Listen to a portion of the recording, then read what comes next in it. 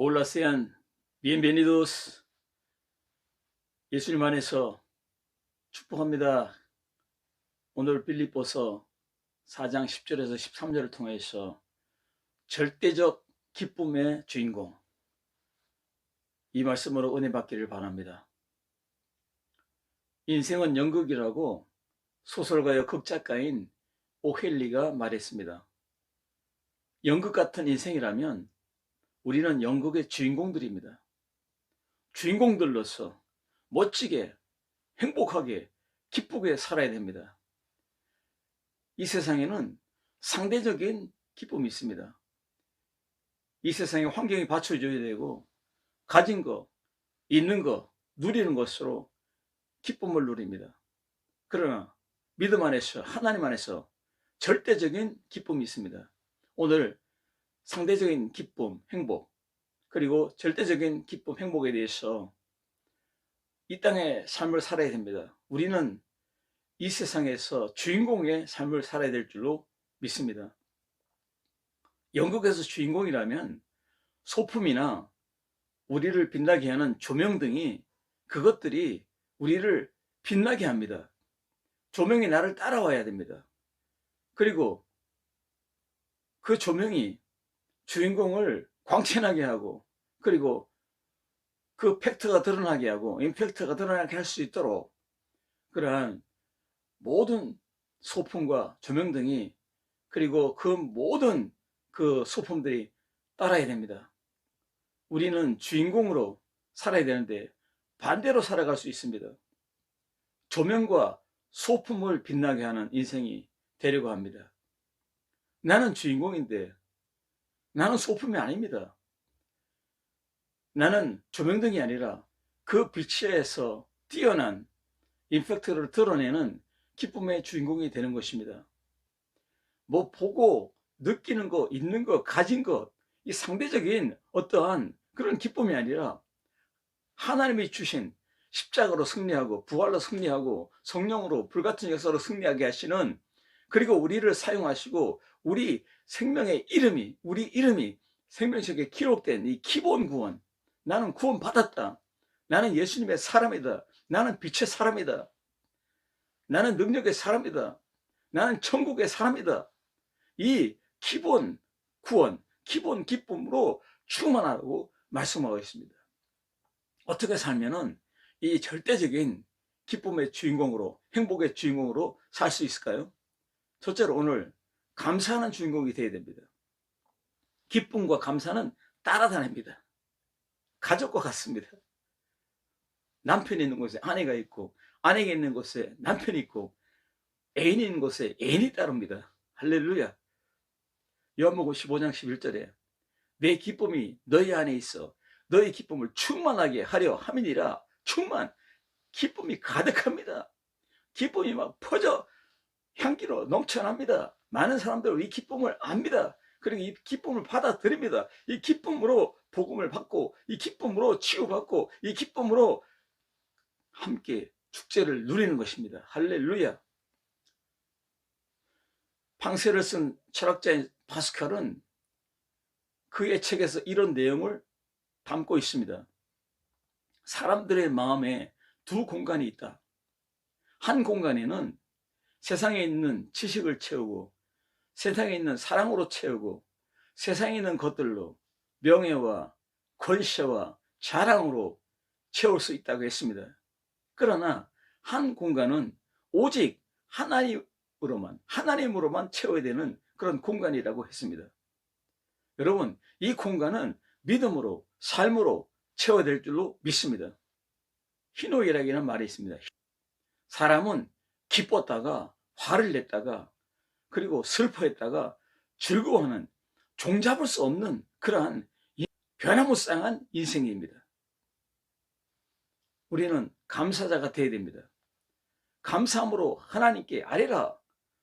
빌립보서 4장 7절에 그리하면 모든 지각에 뛰어난 하나님의 평강이 그리스도 예수 안에서 너의 마음과 생각을 지키시리라. 빌립보 교회에 감사하고 있는 사도 바울입니다.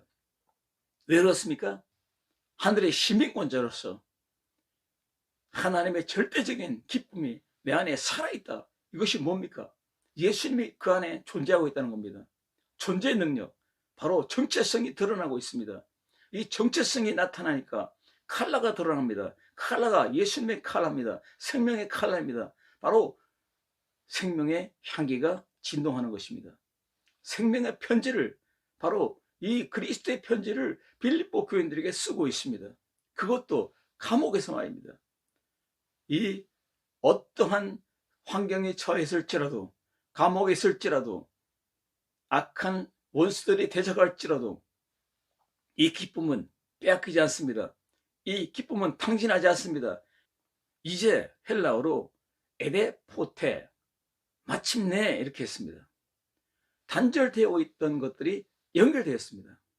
끊어져 있는 것들이 연결되어 있습니다. 그리고 하나가 됐습니다. 이것을 말하고 있습니다.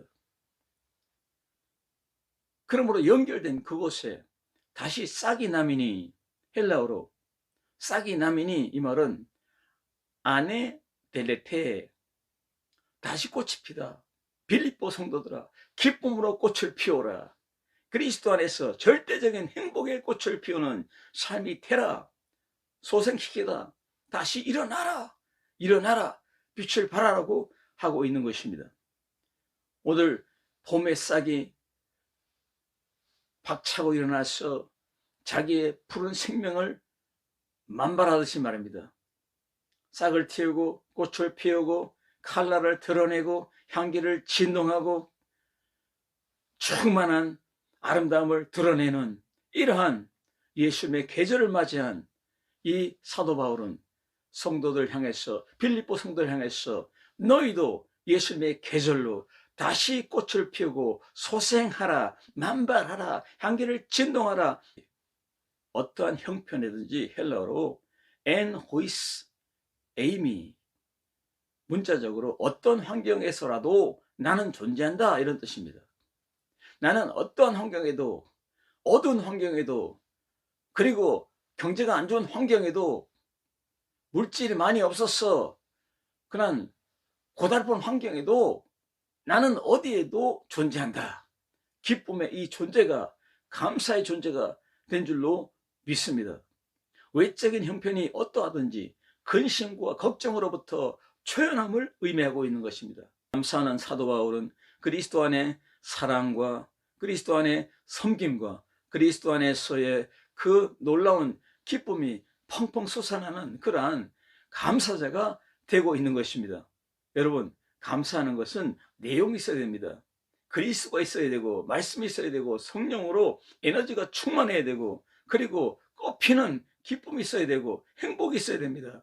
이 안에서 진정한 감사가 터져 나옵니다. 할렐루야.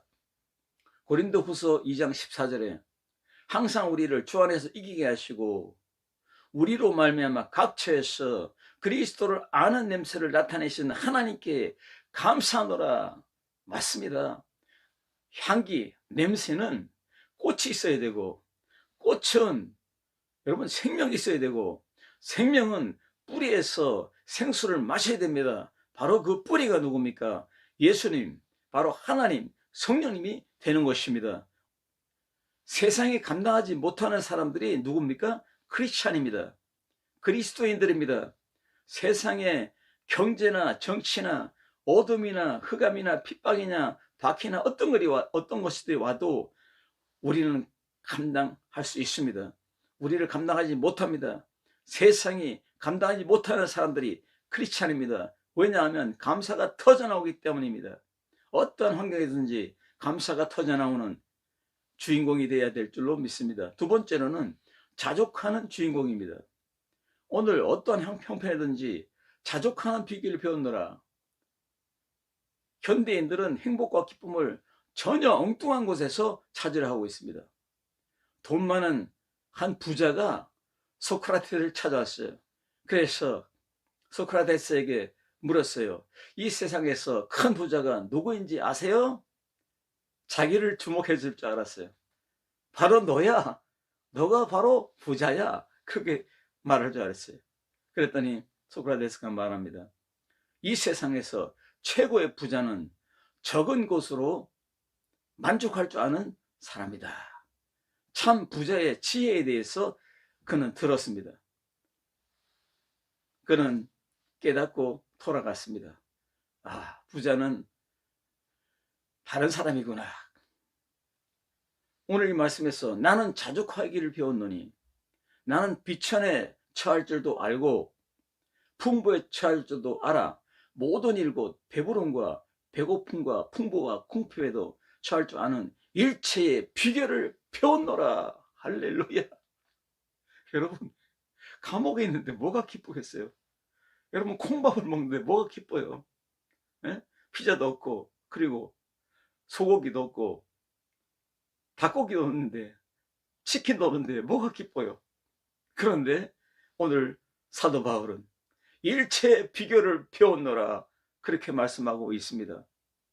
예수님 안에서 세계관이 바뀌니까 물질관, 경제관, 그리고 내세관이 바뀌고 완전히 패러다임이 바뀐 이 사도 바울은 예수님의 시각으로 세상을 바라봅니다.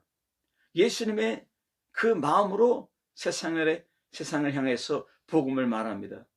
예수님의 중심으로 그런 기준을 잡습니다. 모든 기준이 하나님께 있으며 그의 모든 삶의 전 포괄적인 행동 반경이 바로 성령 안에서 이루어지고 있기 때문에 모든 일체의 비결은 믿음에서 나오는 비결이며 그리고 믿음으로 살아가는 가난한 자나 부자나 궁핍한 자나 굶주리는 자나 배부른 자나 아픈 사람이나 건강한 사람이나 만날 때에 각 사람에게 그리스도의 심정으로 그들을 대하고 있습니다. 할렐루야. 어느 기업의 회사에서 꿈을 소개하는 광고를 했습니다. 가상세계의 새로운 눈으로 큰 기업의 가능성을 보여주고 있습니다. 눈에 보이는 현실을 보면 볼 수 없지만 남이 못 보는 것, 비전의 눈으로 보면 보이는 것입니다. 나는 아름다운 멋진 사람이 될 것이야. 나는 이렇게 화려한 아름다운 행복한 삶을 살 것이야. 우리 기업은 커질 것이야. 우리 가정은 아름답고 행복한 가정이 될 것이야. 우리 자녀는 이 세상의 글로벌한 인재가 될 것이야 하고 그 비전의 그림을 딱 가지고 사는 사람과 아무 생각 없이 사는 사람과는 천지 차이입니다. 하늘과 땅 차이입니다. 그래서 가상세계에 보이지 않는 것들을 믿음으로 끌어들여서 그것을 누리고 기뻐하고 즐거워하고 그리고 거기서 기뻐하고 행복하고 그리고 감격하는 그러한 삶을 살 때 역사는 나타나게 되어 있습니다. 보이지 않는 세계의 파워로 사는 것이 믿음의 세계입니다. 그러므로 히브리서에 뭐라 했습니까?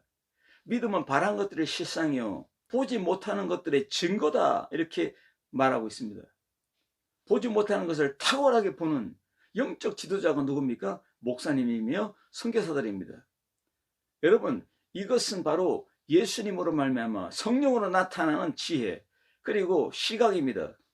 우리의 시각이 우리의 시선이 예수님께 있기 때문에 그 시선으로 바라보기 때문에 보이는 세계보다 보이지 않는 이 온라인의 세계로 살아갈 수 있는 것입니다. 왜냐하면 온라인의 세계와 우리는 접목되어 있기 때문입니다. 믿음은 보이는 세계를 보이지 않는 영적인 세계로 연결시키는 그러한 교두보와 같습니다. 바울은 자족하는 생활, 그는 그 비결을 그리스도로 말미암아 나는 가졌다고 분명히 오늘 증거하고 있는 것입니다. 바울은 모든 상황 가운데서 살아계셔서 역사하시는 하나님의 성령, 그리스도의 능력을 의지함으로써 복음사에게 매진할 수 있었습니다. 그래서 비교를 배우느라 헬라어로 메미 에마이, 이것은 신약 성경에서 오직 본전에만 나오는 단어입니다. 비밀을 전수받았다 이 뜻입니다. 그리스도의 비밀을 전수받았다. 성령님께서 우리에게 오실 때는 이미 우리가 살 수 있는 지혜와 능력과 기적과 축복을 이미 우리에게 다 가지고 왔습니다. 여러분 믿습니까?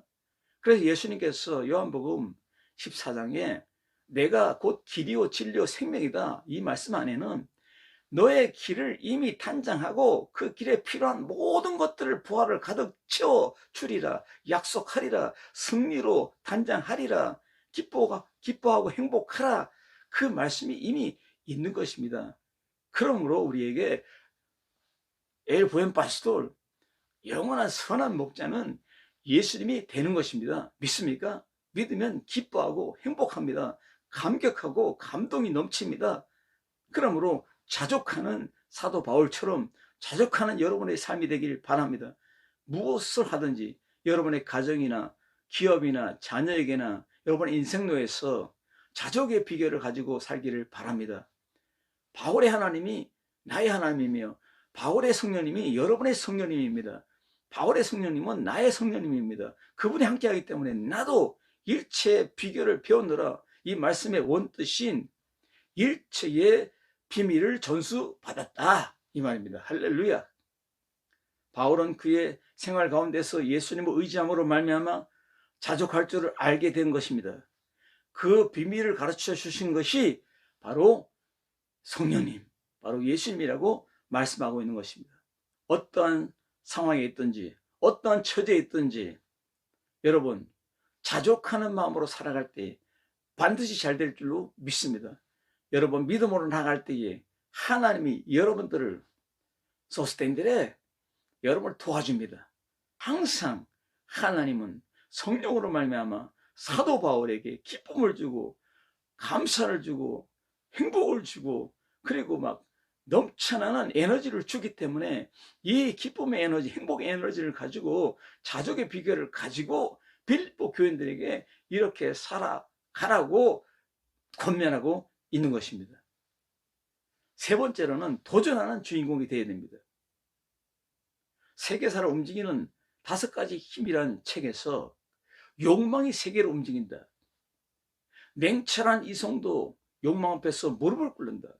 유명한 투자가 위렌 버핏은 92세에도 투자 공부를 계속하고 있습니다. 그의 핵심은 안전한 곳, 확실한 곳에 전제를 가지고 투자한다. 영혼까지 끌어서 투자하는 영끌로 사는 인생들이 많이 망했습니다. 영혼까지 끌어서 투자한다. 한탕주의는 망합니다. 내 인생이 존재해야 돈도 존재합니다.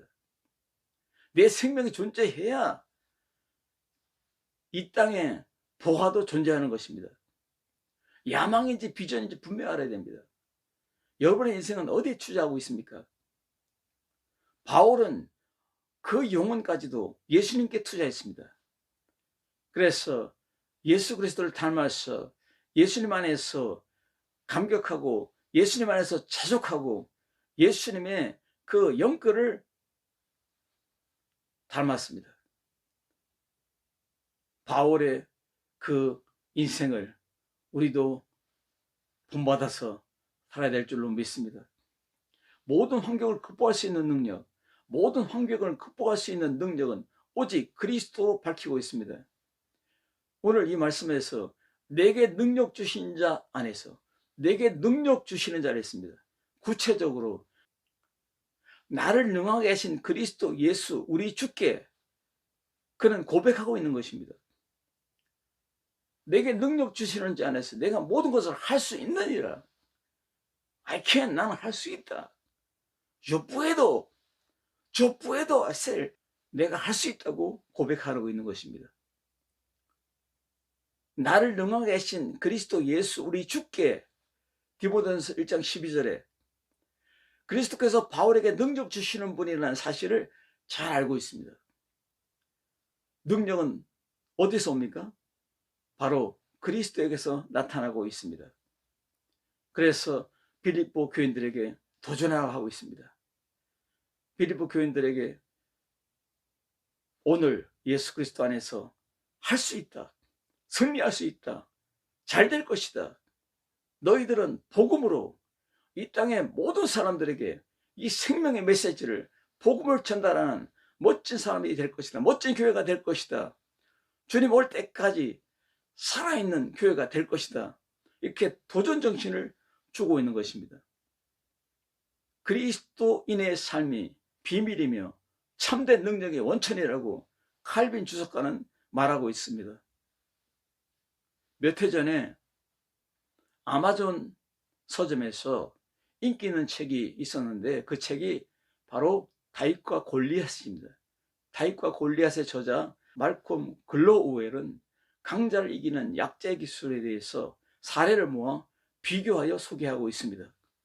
흥미로운 주제를 다루고 있습니다. 이 세상에서 소외된 자, 나약한 자, 실패자 같은 그러한 연약한 다윗을 들어서 그 장대 같은 괴물 같은 골리앗을 때려 눕히는 그러한 비결이 어디에 있습니까? 여러분, 도구 싸움, 개들의 싸움에서 도구의 싸움에서 져서 밑에 깔려서 피를 흘리고 물어 뜯겨 가지고 실패하고 있는 개를 언더독이라고 합니다. 그리고 그 피 흘리는 그 개 위에 올라타서 딱 위에서 있는 개를 탑독이라 합니다. 탑독. 여러분, 골리앗식 싸움은 안 됩니다. 골리앗식 싸움, 골리앗의 싸움은 뭡니까? 창과 칼을 들고 방패를 들고 힘으로 무력으로 적을 제압하는 싸움입니다. 그런데 여기서 다윗의 싸움을 싸워야 됩니다. 다윗은 평소에 칼과 창이 아니라 그는 손에 가지고 있는 물맷돌, 사자에게서 양을 빼앗는 자신의 방법으로 싸워야 이깁니다. 칼과 창으로 싸워 이기면 골리앗이 이기지만 다윗의 싸우는 방법은 뭡니까? 물매와 돌을 가지고 지팡이를 들고 돌리면서 평소에 양을 지키기 위해서 사자를 돌로 던져서 물리치고 그 양을 생명을 보존하는 그 싸움, 그 승리의 싸움을 가지고 골리앗을 향해서 던진 그 돌이 골리앗을 무너뜨렸습니다. 골리앗을 완전히 다운시켰습니다. 할렐루야. 여러분, 이 세상의 싸움, 우리는 믿음의 싸움을 싸워야 됩니다. 바울처럼 믿음으로, 기도로, 말씀으로, 성령으로 나갈 때 이 도전하는 바울, 도전하는 빌보 교인들, 도전하는 선교사, 도전하는 목회자, 도전하는 우리 성도가 되어서 이 세상에 치지 말고, 이 세상의 경제 앞에 무릎 꿇지 말고, 이 세상에 파도치는 그러한 정함없는 이 파도와 같은 이 바다의, 악의 바다의 세상에서 우리는 치지 말고 도전하여서 날마다 승리하는 그리스도인의 삶을 영위하시길 주의 이름으로 축원합니다. 기도합니다. 살아계신 주님 감사합니다. 사도 바울이 그리스도 안에서 폭발적인 성령의 능력의 권능으로 그의 처지는 슬퍼하고 좌절하고 낙심하고 그럴 수밖에 없었지만은 그는 기뻐하고 감사하고 즐거워했습니다.